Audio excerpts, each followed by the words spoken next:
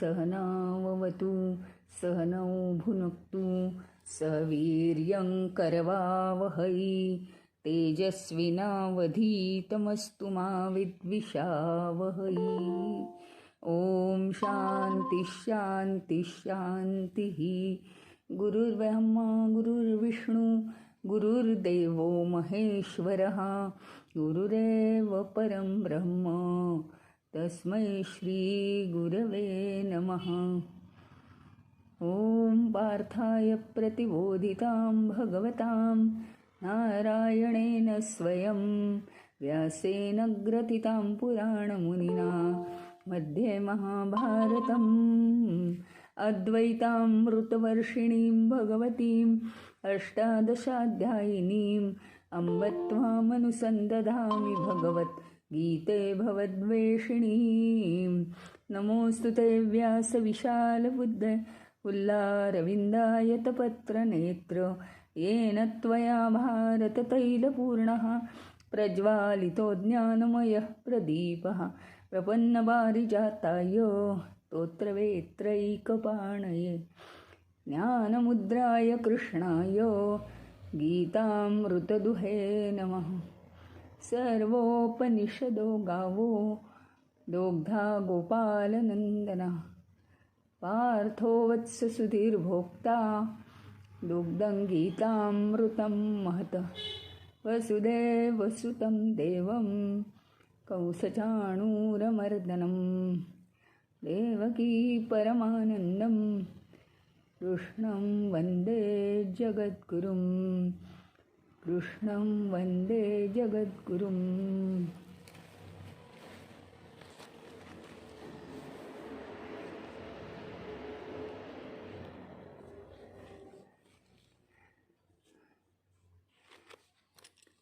तेविसावा श्लोक हा या 13व्या अध्यायाचा कळस एक कळस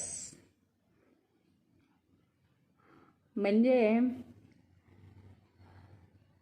चैतन्याच्या अंशापासून परिपूर्ण चैतन्यापर्यंतचा प्रवास हळूहळू कसा करायचा, कसं ते प्रतिबिंब स्पष्ट शुद्ध चकचकीत स्वच्छ आणि परिपूर्ण असं वाढवत जायचं आणि पूर्ण चैतन्याचा आनंद घ्यायचा, त्याला सपोर्टिंग 24वा श्लोक होता.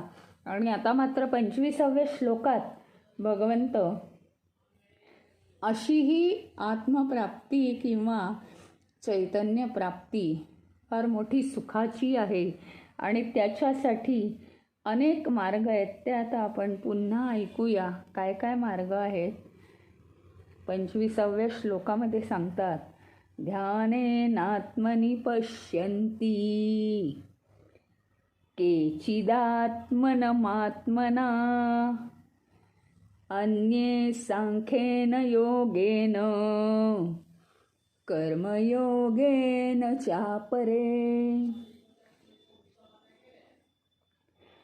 काय असतं, काही काय करतात, ध्यानाच्या योगे बघतात, केवळ ध्यान करायचं आणि केवळ आत्मचैतन्य पाहायचं. तर काही काय करतात, सांख्य ज्ञान म्हणजे ज्ञानाच्या योगाने ध्यान ज्ञान आणि काही लोक कर्मयोगाने असे इथे आता 3 गोष्टी सुचवल्यात.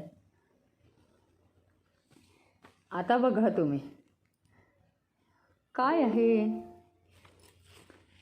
आत्मतत्व शुद्ध स्वरूपात जाणायचं. आत्मतत्व शुद्ध स्वरूपात जाणायचं म्हणजे नेमकं काय, तर जिथे आपल्या मनाने ज्या ज्ञानाच्या किंवा योग्याच्या साधकाच्या मनाने सगळी प्रकृतीची आवरणं उतरवून ठेवली आहेत आपल्यावरची. प्रकृतीची आवरणं काय काय आहेत आपल्यावर, मोह होणं, मीपणा येणं, त्या विषयांमध्ये रमून जाणं, नंतर आपल्यावर त्यांनी राज्य करणं आणि शांती घालवणं, ही सगळीची प्रकृतीची आवरणं आहेत. सगळी उतरवून टाकायची. म्हणजे बघा तुम्ही, काही विशेष कार्यक्रम असला की आपण सगळे दागिने घालतो, परंतु काय होतं माहिती का, काही काळानंतर रात्रीच्या वेळी सगळं आपलं फंक्शन संपलं, असं वाटत नाही की झोपताना सुद्धा हे आता छान दिसतंय. कारण नक्की माहिती असतं आपल्याला, झोपताना कोणी बघत नाही. दुसरं आपल्याला माहिती असतं, झोपताना ते घातलं तर त्याचा मला त्रासच होईल, नाही का. आणि झोपताना घालायची ती वस्तू नाही, हे सगळं आपल्याला माहिती असतं. आणि मग आपण काय करतो, सगळे अंगावरचे दागिने बराबर उतरवून ठेवून देतो. दुसऱ्या वेळी ज्यावेळी दिवस येईल दुसरा, तोही फंक्शनचा पार्ट असेल, तर तेव्हा परत ते दागिने चढवतो. दरवेळी आपल्याला असंच करायचं आहे. याच्या आधीच्या सुद्धा एका श्लोकामध्ये असं झालं आहे की जर आपल्याला साधना करायची असेल तर प्रकृतीची रहस्य जाणायची आहेत. म्हणजे प्रकृती ही फार वाईट आहे, ती मोहात पडते आपल्याला. अरे ती काही नाही करत, आपला अभ्यास नाही आहे, आपल्याकडे अविद्या आहे, आपण अज्ञानी आहोत, म्हणून फक्त प्रकृतीचा प्रभाव आहे आपल्यावर. त्याच्यामुळे आपण काय करायचे, प्रकृतीचे सुद्धा गुण आहेत चांगले, स्वतःकडे खेचून घेणं. मग ते जे काही आहे ते समजावून घ्यायचं प्रकृतीचं रहस्य, आणि त्या प्रकृतीला आपण ताब्यात ठेवू शकलो पाहिजे. म्हणजे त्या प्रकृतीला आत्ता चुप्प बसवायचं, ध्यान करायचं. ध्यान झालं की माझं जे कर्म असेल त्या प्रकृतीला, ती जशी मला आवडते मी तिला ओढून आणायचं. चल मला तुझ्यातलं हे हवं आहे, मटेरियल हवं आहे. बस प्रकृती हे आपलं उपकरण ठेवूया आपण. उपकरण आपल्याला जे जे लागेल ते सगळं प्रकृतीला मागून घ्यायचं. या आपल्या शरीररूपी प्रकृतीकडून ते करवून घ्यायचं, कर्मेंद्रियांकडून, ज्ञानेंद्रियांकडून. जे कर्म करत असो त्यावेळी त्याचा विचार करायचाच आहे मनात, कर्म करत असताना वर्तमान काळात. म्हणजे हे सगळं आपण करायचंय. पण ज्यावेळी आपण ध्यानाला बसणार आहोत त्यावेळी प्रकृतीची रहस्य जाणायची. यावेळेस तिचा कोणताही मोह माझ्या मनात आलेला चालणार नाही. मी तिचं हे रहस्य जाणून घेतलंय, तिच्यापासून मला अलिप्त राहिलं पाहिजे. 2 गोष्टी करायला सांगितल्या होत्या भगवंतांनी. प्रकृतीची रहस्य जाणा, काही रहस्य आपल्याला उपयोगी पडणार आहेत, आणि भौतिकसुद्धा गोष्टी ज्या आपल्याला आपल्या जीवनासाठी आवश्यक आहेत जेवढ्या, तेवढ्या मिळवण्यासाठी प्रकृतीचाच तर उपयोग आहे. फक्त तो आपल्याला योग्य करता येत नाही. तसंच खूप वाद जायचं आणि म्हणायचं प्रकृतीचा आमच्यावर प्रभाव आहे, आम्ही तो पडू देतो आहोत, आम्ही आमचा प्रभाव कमी केला आहे म्हणून तो प्रभाव पडतो आहे आमच्यावर. आमचा प्रभाव कसा वाढणार आहे, तर चैतन्याची ओढ आम्हाला लागली पाहिजे, त्याचा शोध घेण्याची ओढ लागली पाहिजे. हे दुसरं सांगितलं आहे. तर त्यांनी काय काय मार्ग दिलेत त्याच्यासाठी पुन्हा एकदा ही रिव्हिजन चालली बरं का. योगी लोक काय करतात, ध्यानाने हे आत्मतत्व समजावून घेण्याचा प्रयत्न करतात, हा डायरेक्ट मार्ग आहे. नंतर काही लोक अजून खालच्या स्टेपवर आहेत, ते सांख्ययोगाने. पण तरीसुद्धा ज्ञानमार्गाने सुद्धा मनुष्य पुढे पुढे जाऊ शकतो. ज्ञानमार्गाने सुद्धा तो सूक्ष्म होऊ शकतो. कोणाचा स्वभाव कसा आहे, कोणाचा कल कसा आहे, तो विषय समजावून घेण्याकडे प्रवृत्ती कशी आहे त्याच्यावर सगळ्यावर अवलंबून आहे. सगळ्याचं मिळून एकत्रित प्रभाव येतो. आणि तिसरा त्यांनी अत्यंत आवश्यक असलेला कर्ममार्ग. कर्ममार्ग हा तर कोणालाच चुकलेलाच नाही आहे. कर्म तर प्रत्येकालाच सतत करावी लागतात. मग याच्यासाठी काय करायचं तर प्रकृतीची जी सगळी आवरणं आहेत आमच्यावर म्हणजे ती येतात ती आपोआप पडत जातात.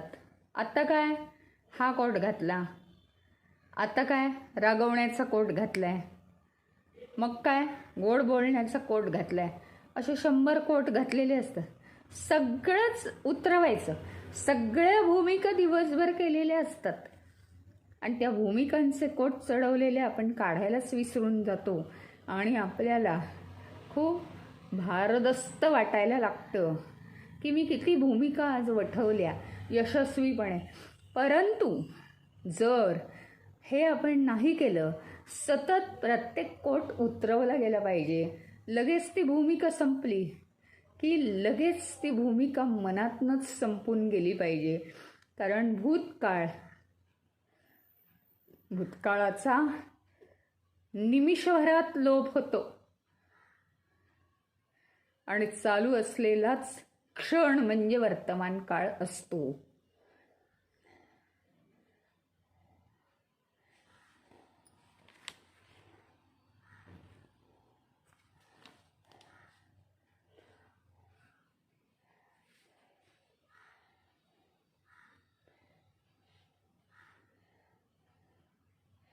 आता काय झालंय, आपण बरेच वर्ष नाही बरेच जन्म या प्रकृतीमध्ये वावरत आहोत ना. आणि कधी असा अभ्यास केला होता का नव्हता कोणत्या जन्मात माहीत नाही.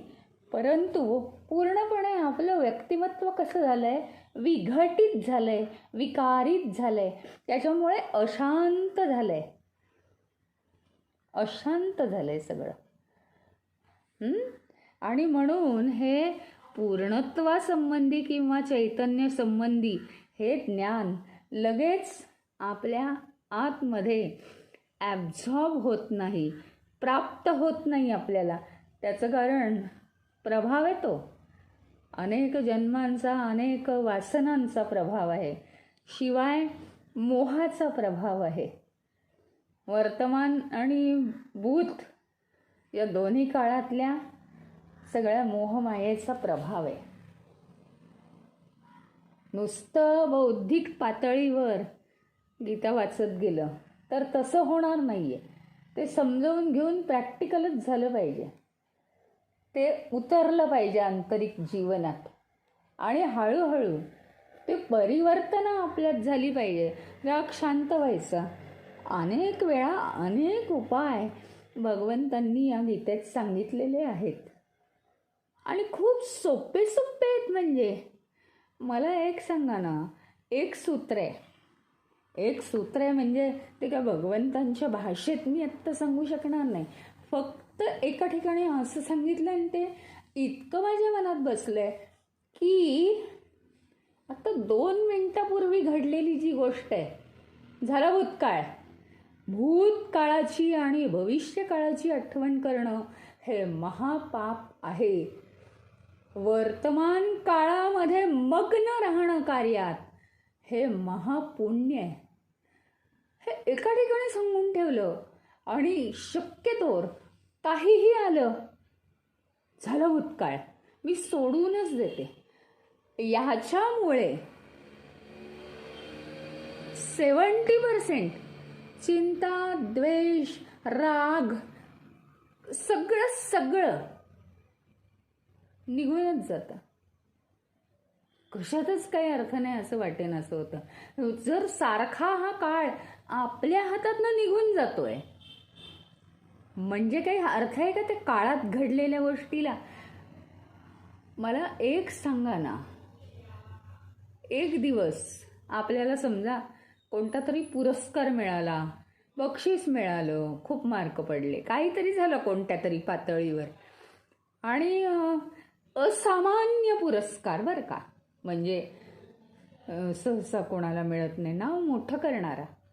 मला एक सांगा तुम्ही, हा नाव मोठं करणारा पुरस्कार, त्या दिवशी धोधो धोधो धोधो वर्तमान पत्राचे संपादक आणि हे आणि ते खूप येतात मुलाखतकार. नंतर दुसऱ्या दिवशी तिसऱ्या दिवशी हळूहळू हळूहळू ती गर्दी कमी होते. आठवडाभर अजून कोणाला तरी कळतं, काहीतरी होतं, फोन येत राहतात, असं तसं, अभिनंदन अभिनंदन अभिनंदन. 1 महिन्याने काय होतं, हा माणूस पुरस्कार मिळालेला या जगात आहे की नाही हे सुद्धा बघायला कोणाला वेळ राहत नाही. आणि परत परत समजा म्हटलं, अहो मला पुरस्कार मिळालेला नव्हता का, तो मी आहे. अरे तुला मिळाला असेल, माझ्या जीवनात मला किती अडचणी आहेत. म्हणजे कोणी कुणाला सपोर्ट करू शकत नाही, पुरू शकत नाही. आणि यातनं एवढं सिद्ध होतं, प्रत्येक गोष्टीला काळाचं महत्त्व आहे. आणि जर त्याला काळाचं महत्त्व आहे तर त्याला आपण महत्त्व का देतो. 30 वर्षापूर्वी नंडेनी दिलेला ब्लाउज पीस किती खराब होता, माझ्या मनात तो अजून बसलाय. असं देतात का? किती ती गोष्ट मनाला लागते.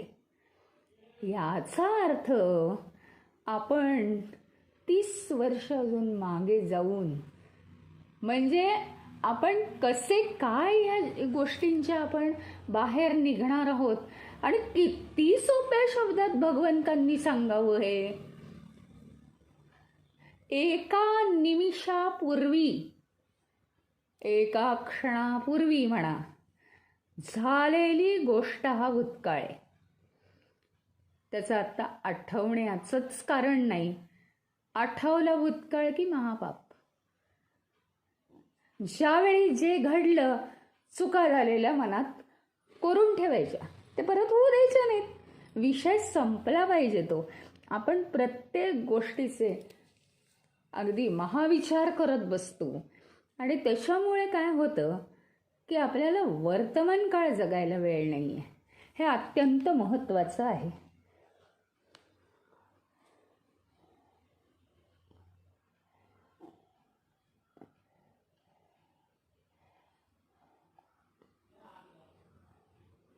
आता काय काय होतं बघा. त्यांनी काय सांगितलं आहे माहिती का या श्लोकामध्ये. हे सगळं आहे, हे मार्ग आहेत, पण ध्यानाचा मार्ग हा लोकांना कठीण जातो. त्याचं कारण आपल्या आंतरिक जीवनामध्ये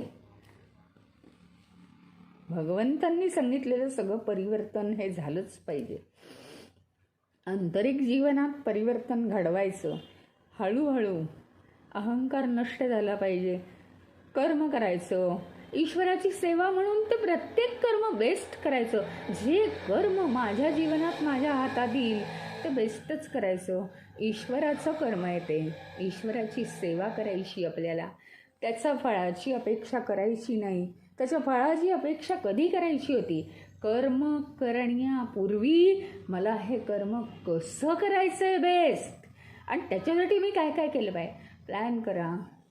आणि मग कर्म अतिशय एकरूप होऊन सुंदर रीतीने पार पाडा. कर्म झाल्यानंतर भगवंताचा नियम आहे, आता फळाची अपेक्षा करायची नाही. फक्त तू केवळ कर्माचा आणि कर्माचाच अधिकारी आहेस, फळाचा अधिकारी नाही. त्याला कारण आहेत. त्याचं आपलंच तर सुख पाहिलं आहे भगवंतानी. फळाची अपेक्षा केली की वासना होऊन येणार आहेत. आणि फळं बघा तुम्ही, वडील झाडं लावतात, त्याची फळं मुलांना नातवांना मिळतात, वडिलांना थोडी मिळतात. फळांच्या झाडांना काय फळं लगेच येतात का? ती अपेक्षा पण नसते करायची. म्हणजे फळ हे कधीही येऊ शकतं. मी बेस्ट कर्म केलेलं आहे, ते काही असो ना, आणि फळ कोणालाही मिळो ना. ते मिळतं ज्यांनी कर्म केलं त्यालाच.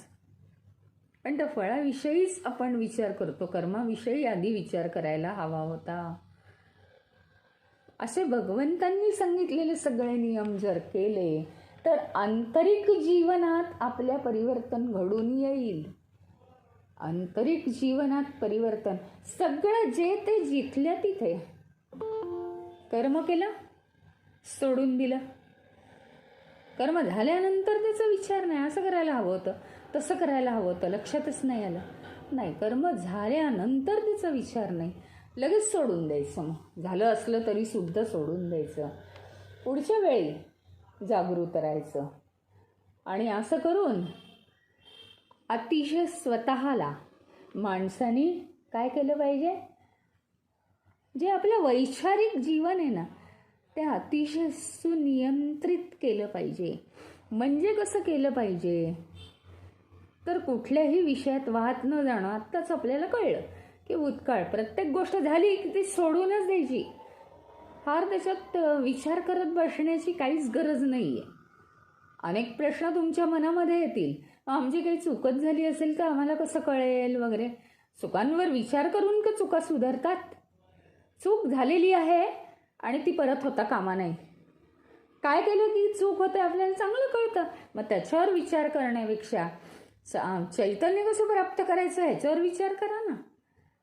तो सगळा वेळ तिथे घालवा.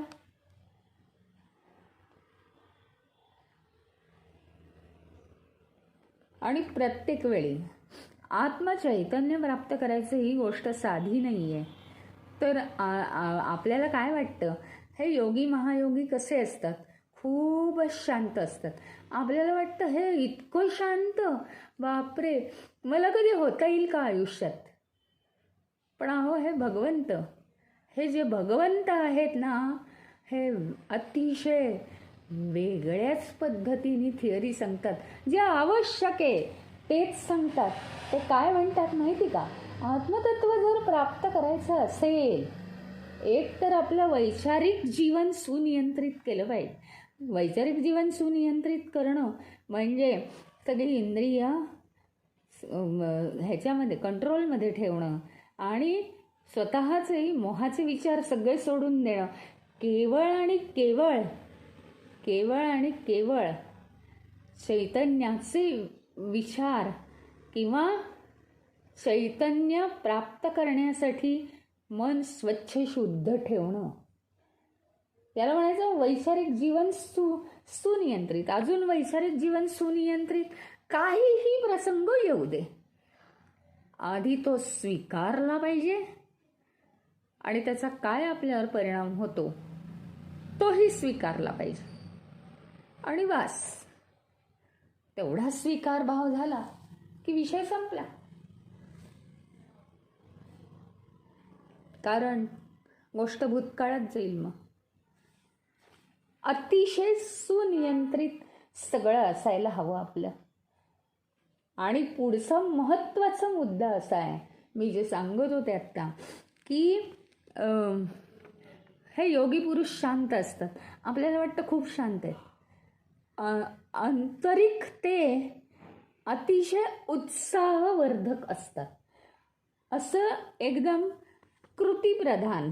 बघा शाळेत मुलं असतात ना काही, तर बाई विज्ञानाचा प्रयोग एखादा किंवा एखादं गणित सांगतात आणि ती ट्रिक, बरं का, ती ट्रिक वर्गातल्या हुशार मुलांना समजते.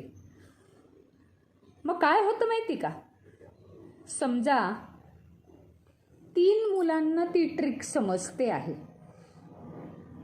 त्यातली एक मुलगा विविध उदाहरणं देऊन स्पष्ट करू शकतो.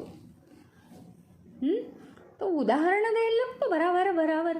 असंच ना मॅडम, तसंच ना, हो तुम्ही सांगत होतात ते. असाही एक प्रयोग आहे, मी हे पाहिलेलं आहे. दुसरा जो मुलगा असतो तो एखादं उदाहरण देतो आणि ते बरोबर सांगतो. तो ती गोष्ट, तो सिद्धांत बरोबर सांगतो. तिसरं पण मुलगा हुशार आहे, हो, चेहऱ्यावर अतिशय स्मार्टनेस आहे, परंतु तो काही सांगू नाही शकत, पण त्याला सगळं समजलंय. हे मॅडमच्या लक्षात येतं. आता ही हुशारी आहे. वर्गात काही मुलं अशी आहेत त्यांनाही समजलंय, परंतु ते सांगू शकत नाहीत. हे उदाहरण एवढ्यासाठी दिलं, जर तुम्हाला आत्मप्राप्ती हा विषय सोपा, अगदी खालच्या पातळीचा समजूच नका. या जगातला परम मार्ग आहे, तो श्रेष्ठ मार्ग आहे, अत्यंत श्रेष्ठ मार्ग आहे. त्याला भयंकर उंची आहे, अतिशय उंची आहे, त्याला खूप उंची आहे, त्याचा खूप मान आहे, आदर आहे, आदर.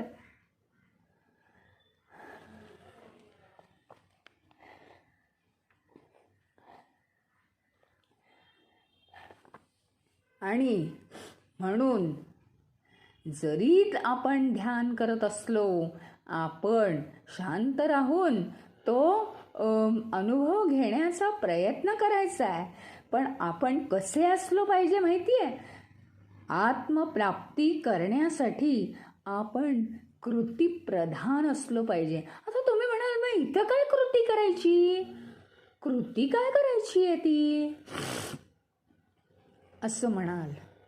ही कृती सुद्धा खूप सायलेंट आहे, पण कृती प्रधान पाहिजे. कृती प्रधान. बाहेरची कृती कशी असते? बाहेरची कृती अगदी म्हणजे आयडिया आली की आपण करायला सुरुवात करतो. हो, हे असंही करता येईल, तसंही करता येईल, लगेच आपण ते करतो. म्हणजे ते दिसतं, गोचर आहे ते. परंतु ध्यान हे वेगवेगळ्या मार्गांनी अत्यंत उत्साहाने, एकतर एक म्हणजे गुण म्हणजे उत्साह, अत्यंत उत्साहवर्धक पाहिजे. आपण ध्यानाच्या वेळी आता खूप कंटाळणार आणि मग ते ध्यान माझं होतच नाही, पण काय करायचं, आता बसायचं आहे आणि मग ती आता आपली प्रॅक्टिस झाली पाहिजे ना, त्याच्याशिवाय कसं ते ध्यान लागणार आपलं? असं नाही आहे तो विषय. अगदी कधी एकदा आपण ध्यानाला बसतो, सगळं शांत करतो. शांत जरूर राहायचं आहे, कारण शांत राहिल्याशिवाय तो अनुभव पकडता येणार नाही. पण कसं राहिलं पाहिजे? कृतीप्रधान. कृतीप्रधान. आणि दुसरं म्हणजे अतिशय उत्साह. अरे, असं करून पहा, आता तो अनुभव पकडी देतोय वाटतं, तसं करून पहा. आणि तरीसुद्धा कुठेही उत्साह हा बाहेर फुटता कामा नये. तिथे सुद्धा तो कंट्रोल्ड उत्साह हवा. कंट्रोल्ड उत्साह. आणि सहभाग. अगदीच मेंगळटपणाने आत्मचैतन्य कधीच मिळणार नाही. कारण त्याची जागा काय, त्याची श्रेष्ठता काय. आणि मग कोल्हा नेहमीच द्राक्षांना जसा आंबट म्हणतो, तशी आपल्यावर वेळ येईल. आम्हाला काही आत्मप्राप्ती होणार नाहीये, कारण आत्मप्राप्ती खूप कठीण आहे. द्राक्ष आंबट आहेत, आम्हाला नकोच आहेत. आम्ही मस्त संसारात रमू, असं होतं. मग ते तसं चालणार नाहीये. त्याचप्रमाणे एक आपण लक्षात ठेवू, संसार झाल्यावर परमार्थ नाहीये. संसार करता करता त्या संसारातले जे अनुभव आहेत, वस्तू, व्यक्ती, घटना, कर्म, हे जे सगळे अनुभव आहेत आपल्याला, ते अनुभव गाठीशी घेत घेत आपला आंतरिक आणि आध्यात्मिक विकास होतो. नुसतं जंगलात जाऊन, लहानपणापासून जंगलात जाऊन प्रत्येकाचा आंतरिक आध्यात्मिक विकास होत नाही. हा आंतरिक आध्यात्मिक विकास हा फक्त संसार करूनच होतो.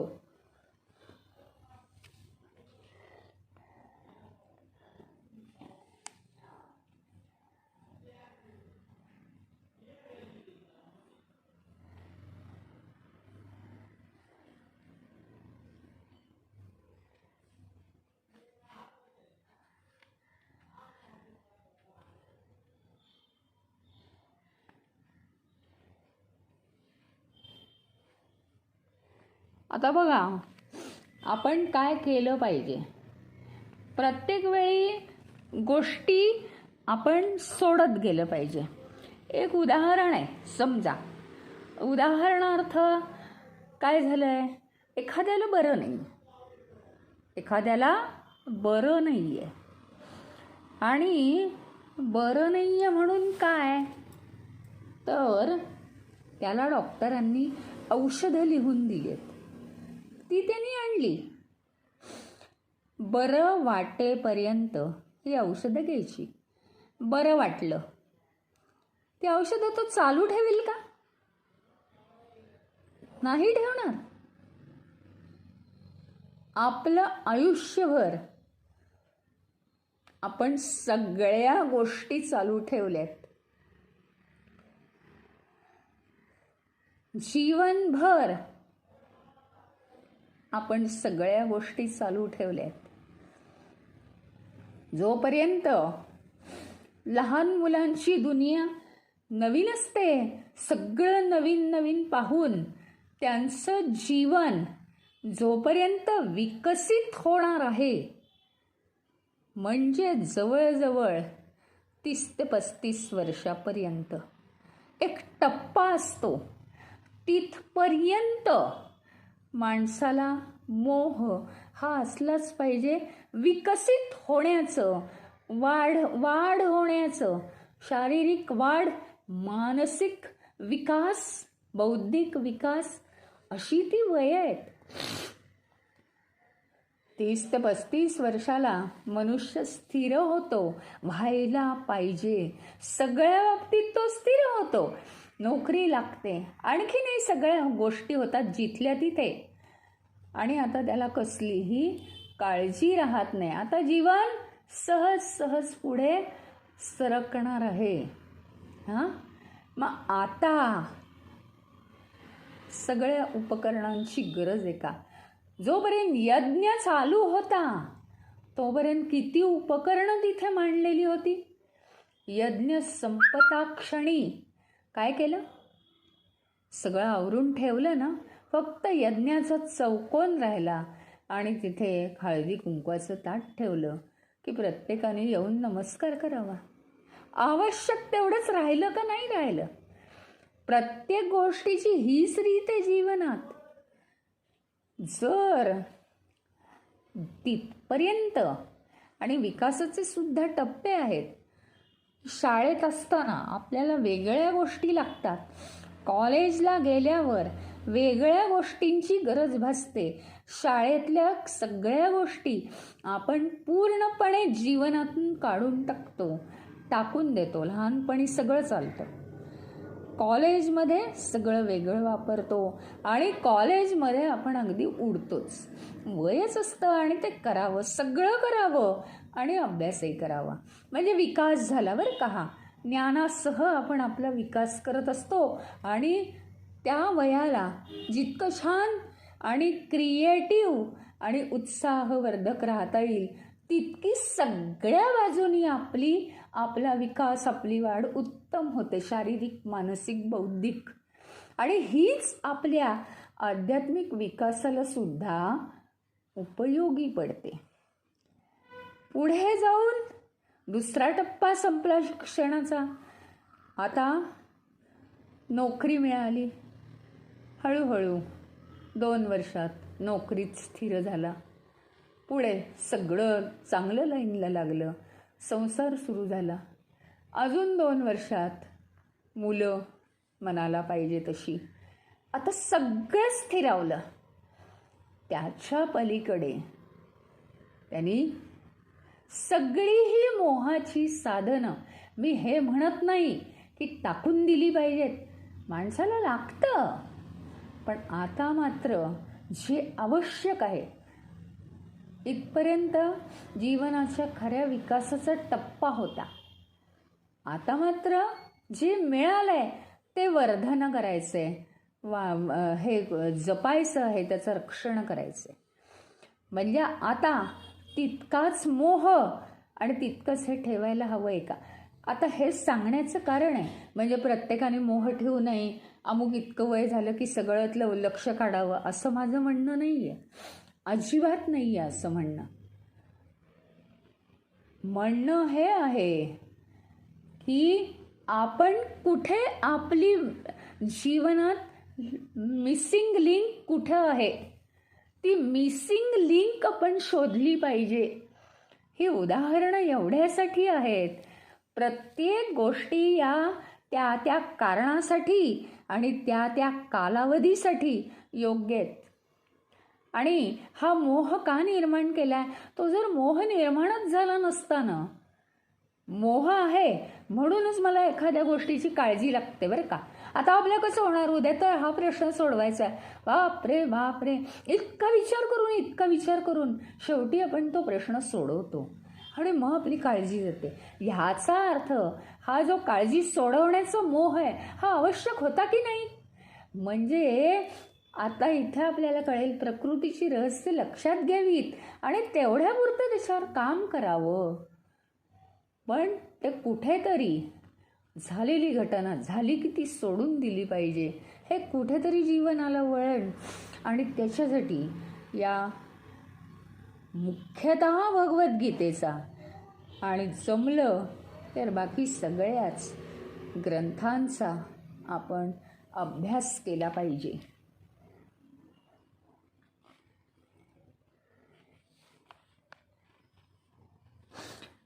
मानवांच्या जीवनामध्ये फरक कुठे आहे माहिती का? त्यांचं मानसिक आणि बौद्धिक संतुलन याच्यामध्ये कमी जास्त फरक पडतो. आणि ही सगळी दोन्ही ही अंतरिक्ष जी उपकरणं आहेत ती अत्यंत शुद्ध आणि स्थिर पाहिजेत. एकाग्र बुद्धी पाहिजे आणि स्थिर मन पाहिजे सतत. ह्याचाच अर्थ काय, कुठेतरी मॅच्युरिटी आली पाहिजे. सारखं मग काहीतरी आठवून सारखं बेचैन व्हायचं असं नाही. हो, झालं एकदा, होणारच, नॅचरल आहे, पण परत नाही. सोल्युशन असेल सोल्युशन काढा, नसेल नका काढू, पण त्याचा परत विचार नको.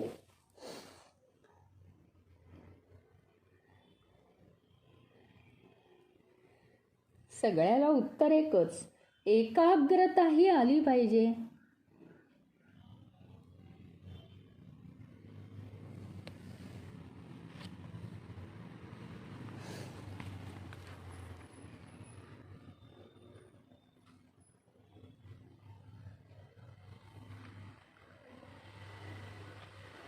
आता आत्मतत्वाचा प्रत्यक्षात अनुभव घेणं. दुसरं म्हणजे कसं, आत्मतत्वाला एक विषयवस्तू म्हणून ओळखणं आणि त्याचं मनन करत राहून तो वेळ घालवणं, हे थोडंसं वेगळ्या पातळीवरचं आहे. नंतर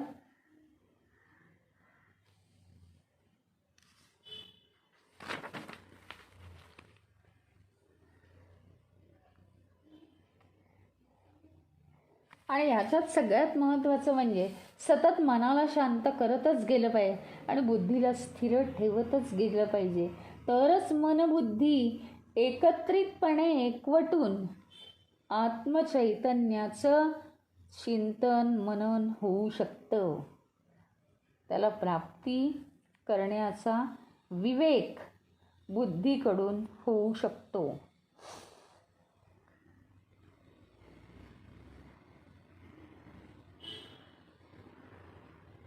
आता दुसरे जे सांख्ययोगाच्या मार्गाने जातात, ज्ञानमार्गाने, त्यांचं काय आहे माहिती का? त्यांचं असं आहे की हे सांख्य ज्ञान आहे ना, ते व्यवस्थित झालं पाहिजे. ह्याचा अर्थ बुद्धीचा विवेक अगदी पक्का झाला पाहिजे की हे म्हणजे सत, हे म्हणजे असत, कारण ज्ञानमार्ग निवडलाय.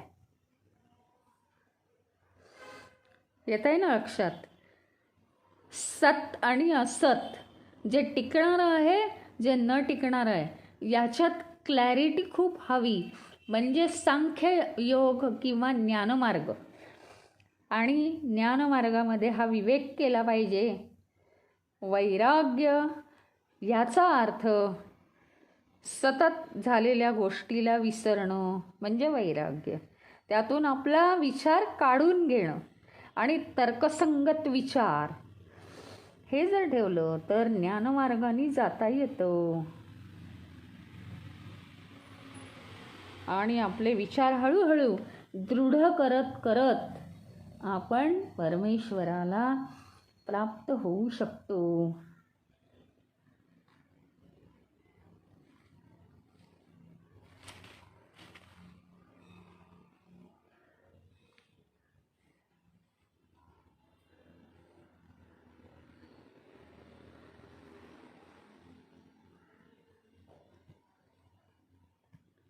एक मात्र आहे, ज्ञानमार्गाने मात्र गेलं. ध्यानमार्गाने ते मिळण्याचा संभव असतोच. ध्यानमार्ग जर रोज आचरला तर, ज्याप्रमाणे आता तुम्ही रोज गीता ऐकताय त्याप्रमाणे ध्यान रोज केलं तर त्याला प्राप्ती आहे, पण ती कधी माहीत नाही. परंतु ज्ञानमार्गाने गेलं तर सतत आपलं वैराग्य कमी जास्त, मनाची अस्थिरता कमी जास्त होण्याचा संभव असतो. कारण ज्ञानमार्ग हा कोरडा मार्ग आहे, ओलावा नाही त्याच्यात. पुन्हा पुन्हा आपण विक्षेपाच्या अवस्थेला जाऊ शकतो. अभ्यास करून करून करून करून त्या वासना संपवाव्या लागतात.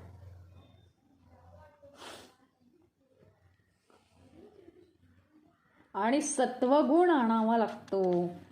जरा कष्ट आहेत ज्ञान सांख्य योगामध्ये.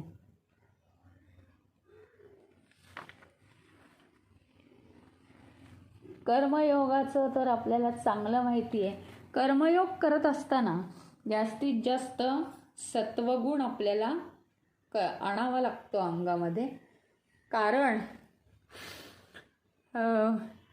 आणि अहंकार समर्पित करावा लागतो.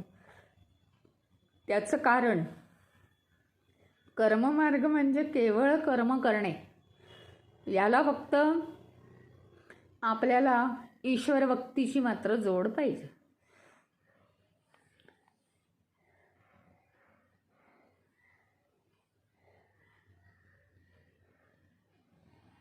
आणि स्थिरता हवी मनाला. असे हे 3 मार्ग इथे सांगितलेले आहेत. आणि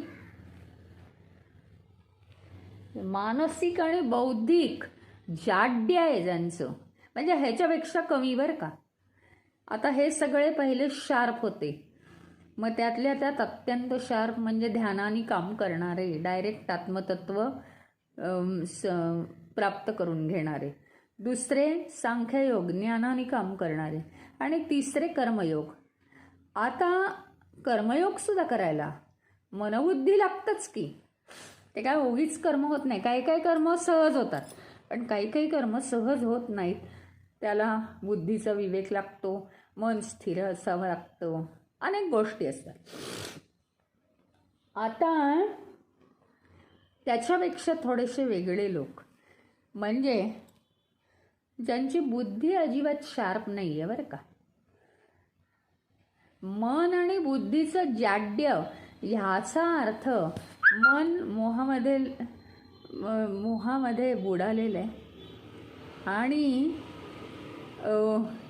बुद्धी जी आहे ती एकाग्रित नाही, सूक्ष्म नाही, विवेक करत नाही आहे. सवय नाही तिला विवेक करायची, कामच करत नाही आहे ती. अशा लोकांनी काय करायचं? त्यांच्यासाठी कोणता मार्ग आहे? कारण त्यांना सुद्धा आपण मदत करायला पाहिजे. मग ते 26व्या श्लोकात सांगतात, अन्ये त्वेवम जानन्तः श्रुत्वान्येभ्य उपासते तेऽपि चातितरन्त्येव मृत्युं श्रुतिपरायणा हा.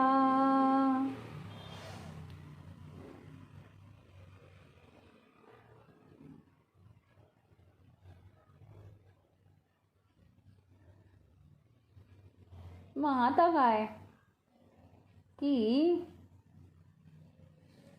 आता जे लोक आत्म्याला जाणत नाहीत पण दुसऱ्यांचं पाहून त्यांना आत्म्याला जाणायचंय, हा, दुसऱ्यांचं ऐकून ऐकून ते उपासना करण्याचा प्रयत्न करतात. आता ही उपासना म्हणजे काय ते तुम्हाला सांगते. अनेक उपासना असतात. मंदिरांमध्ये काहीतरी जपतप, नाही तर उपासना म्हणजे काय, दासबोधाचा एक अध्याय वाचणं, अशा काय काय काय काय भरपूर उपासना असतात. हां, कलावतींची आईंची उपासना आहे. आता या उपासना करत बसतात ते.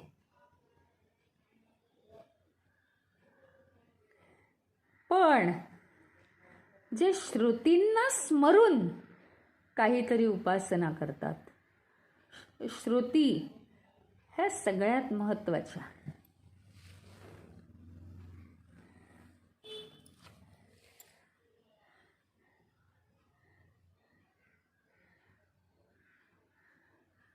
श्रुती या सगळ्यात महत्त्वाच्या, ज्याला वेदाचा आधार आहे, अशा गोष्टींना स्मरून. आता काय करायचं मग? ज्यांचं अजून मन किंवा बुद्धी स्थिर झालेली नाही त्यांनी धर्मग्रंथांचा अभ्यास करून त्या अभ्यासाच्या साहाय्याने आपलं मन आणि बुद्धी स्थिर करायचं. आणि मग ते सुद्धा, असे लोक सुद्धा मृत्यूला तरुण जातात. तुम्हाला आश्चर्य वाटेल जर त्यांनी मनावर घेतलं तर. भगवंत काय सांगतात, प्रत्येक वेळी जर ॲप्लिकेशन केलं असे लोक सुद्धा तरुण जाऊ शकतात.